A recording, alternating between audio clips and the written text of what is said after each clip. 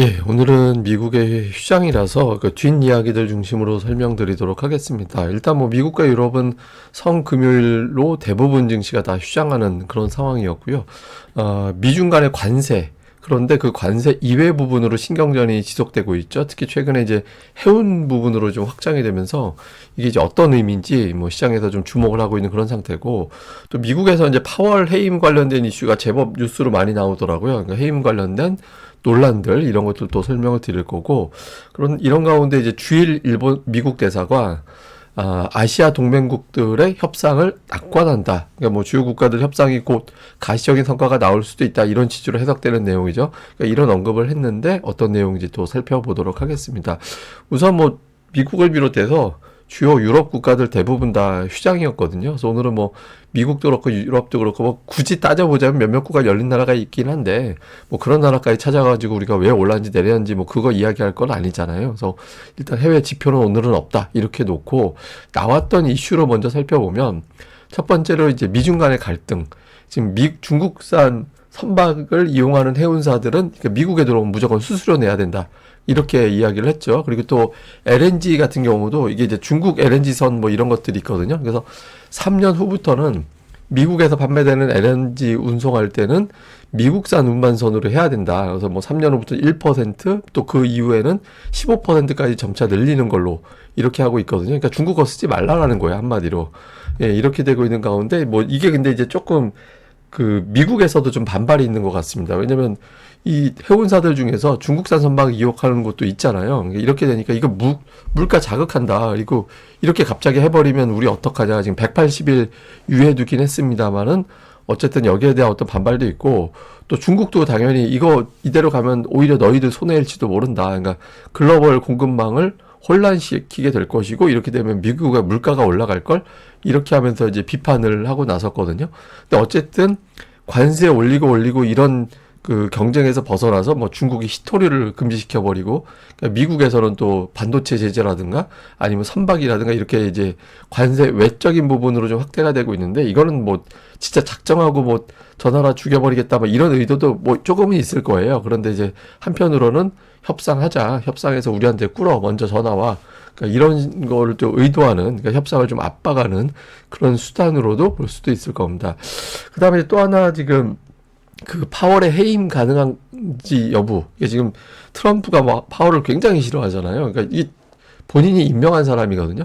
그러니까 본인이 일기 때 임명했던 사람인데, 그때 이제 되게 만만한 인물이라고 생각을 해서 임명을 했던 것 같아요. 근데 만만하지 않고 오히려 이제 뭐 원칙대로 가는 그런 스타일로 되어버렸죠. 그러니까 트럼프를 자기가 좀 주물럭주물럭 할 수 있는 사람이라고 생각을 했는데 이게 안 되니까 정말로 해임시키고 싶은 것 같아요. 그러니까 뭐 근데 이게 법적으로 딱 부러지게 어떤 규정이 있는 건 아닌데, 부정행위를 비롯해서 정당한 사유가 있을 때가 해임의 조건이라는 거예요. 근데 파월이 무슨 정당한 사유가 있는지 이거 자체가 논란이다라는 겁니다. 근데 이제 갖다 붙이면 정책에 반해서, 대통령의 어떤 그 의지에 반해서 정치적인 의도를 가지고 이제 정책을 맡고 있다, 이런 식으로 해석을 하는 건데, 그러니까 일부에서는 어떤 주장이 있냐면 연방 대법관 구성이 6대3으로 보수가 많다라는 거예요. 근데 이 중에 3명은 트럼프가 임명을 했다라고 합니다. 그래서 이게 밀어붙이면 될지도 모른다, 그러니까 이런 주장도 있거든요. 근데 이제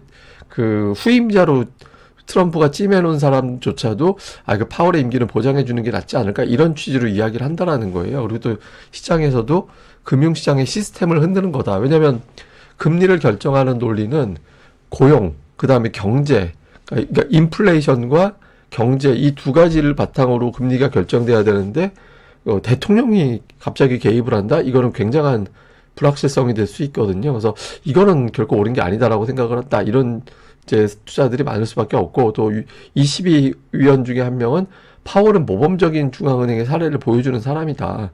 오히려 이제 정치적인 어떤 외압에 굴하지 않고 제대로 된 정책을 펼치는 거, 이거 제대로 된 모범적인 사례 아니냐, 이렇게 또 응원에 나서고 있거든요. 그래서 조금 이제 그 트럼프가 약간은 이제 좀 여론적인 측면에서 보면 좀 수세에 몰리는 건 좀 오버한 표현인 것 같고, 조금 여론적으로는 좀 불리한 그런 측면이 있는 것 같습니다. 근데 일단 이 파월에 대한 어떤 압박이 가해지는 것 자체가 투자자들에게는 이렇게 썩 좋은 그림은 아니죠. 일부에서는 파월에 대한 어떤 그 후임자로 케빈 워시가 유력하다라고 하잖아. 사실상 저 사람이 이제 다음으로 유력하다라고 하고 있거든요. 그러니까 그래서 이제 트럼프의 전략은 파월의 임기가 내년도 5월까지잖아요. 그래서 연말에 아예 그냥 케빈 워시를 띄워가지고 사실상의 연준 그 연준 의장의 어떤 노릇을 시키려고 한다. 그게 이제 제2의 아니다 뭐 이런 주장도 있더라고요. 어쨌든 이 사람이 임명될 확률이 갑자기 확 올라가는 그런 형태가 나타났다고 합니다. 그래서 어쨌든 파월에 대한 논란이 계속해서 진행이 되는 이것도 이제 중요한 이슈고 세 번째는 역시 이제 무역 협상이 진행 중에 있다라는 건데 이제 신임 주일 미국 대사 이 사람이 이제 일본으로 딱 간 첫날 어떤 발언을 했냐면 아시아 동맹국들과의 협상을 낙관한다. 그러니까 이렇게 이야기하면서 그런데 일본에 대해서 방위비 문제를 입에 올렸거든요. 그러니까 방위비 문제가 협상에 올려질 수 있다라는 점을 시사를 했습니다. 이거 우리나라에도 적용이 될 수 있는 거잖아요. 그래서 우리나라의 방위비 문제가 좀 제기가 될 가능성이 있다라고 보여지는데 이게 트럼프가 일기 때 갑자기 한 대여섯 배 튀겼나요? 하여튼 그 정도 방위비 내라고 했다가 결국에는 이제 정권이 바뀌게 되고 바이든으로 바뀌면서 협상 최종 타결된 거는 이제 약간 올려주는 걸로 타결되긴 했거든요. 근데 어쨌든 방위비 문제를 좀 건드릴 수 있다라는 점도 시사를 했죠. 그래서 약간 이제 협상하는 과정에서 좀 다양한 어떤 카드가 미국에서는 나올 것 같다라는 점을 좀 보여주는 대목이고, 그 다음에 이제 베트남 뉴스가 좀 나왔는데, 시진핑이 동남아 순회를 했잖아요. 그러면서 이제 베트남도 다녀갔는데, 그러니까 베트남은 좀 꼬신 거죠. 꼬셔서 우리 편 하자라고 했는데, 그 베트남은 이제 이런 게서 끼어드는 거는 좀 불편해하죠. 그래서 바로 가자마자 조용히 우리는 미국과 남다른 관계가 있다. 그러니까 이렇게 이야기를 했거든요. 근데 그럴 수밖에 없는 게, 뭐 섬유, 신발, 컴퓨터, 휴대폰 뭐 이런 것들 포함해서 15개 주요 제품이 타격을 받게 된 거예요. 이번에 관세 부과로. 그래서 이제 상호 관세가 만약에 20에서 25% 부과가 되면 외국인 투자자들이 감소하게 된다. 왜냐면 그 베트남에서 만들어서 미국으로 건너가는 제품이 많은데 이게 베트남이 관세를 받게 되면은 베트남에서 공장을 만들어 둘 필요가 없잖아요. 그러니까 외국인 투자가 줄고 그러면 이제 베트남에 그만큼 고용이 줄어드는 그런 효과가 나오게 되는 거죠. 그래서 베트남이 좀 적극적으로 미국에 협상에 나서고 있는 거고, 그래서 그러니까 미국의 어떤 관세 이거 발표되고 나서 우리는 수입 관세 아예 축소해 줄게. 그리고 이제 미국의 제품 구매를 많이 할게. 뭐 예를 들어서 뭐 에너지라든가 곡물이라든가 이런 거 구매 많이 할게. 이렇게 해서 제안을 했다고 하거든요. 그래서 어쨌든 이제 그 국가들별로 쏙쏙 어떤 카드, 중국의 또, 그러니까 미국에 내줄 카드가 뭔지 이런 것들도 계속해서 좀 공개가 되고 있는 그런 양상입니다.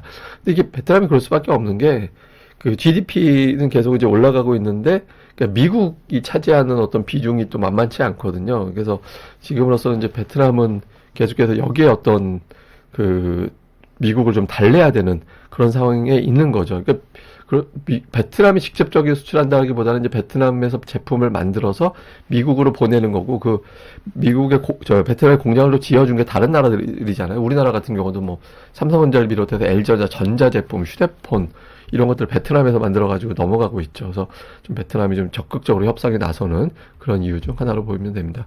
근데 어쨌든 트럼프가 대통령 되고 나서 시장이 많이 흔들려요. 그러니까 역대 대통령 임기 중에 대형주들 흐름이 좋았다라는 거예요. 그러니까 대형주들 흐름이 상당히 좋았는데 트럼프 대통령이 2기가 시작되고 나서 대형주들 움직임이 상당히 좀 고약하게 흘러가는 그런 모습이 나오고 있죠. 그래서 역대 대통령 이러다가 후보 때 같이 시장이 이상해지는 거 아니냐. 그러니까 이런 식의 어떤 걱정도 나오고 있거든요. 그래서 좀 현재로서는 좀 썩 좋지 않은 그런 궤적을 보이고 있는데 뭐 감세라든가 아니면 규제 완화라든가 이런 것들을 조만간 좀 띄어서 반전시키지 않겠느냐, 뭐 이런 식의 어떤 해석도 일부에는 있습니다. 근데 일단 현재 상황만 놓고 볼 때 분석가들의 어떤 주장을 보면 시티에서는 사실 파월의 지난번 발언이 별거 아니다라는 거예요. 시티에서 볼 때는 그냥 뭐 일상적인 거 뭐 연준 풋을 노골적으로 표현하는 게 왜 문제? 제가 봐도 저 생각인데 저도 파월이 그때 연준 풋을 이야기를 했어요. 연준 풋이라는 거 뭐냐면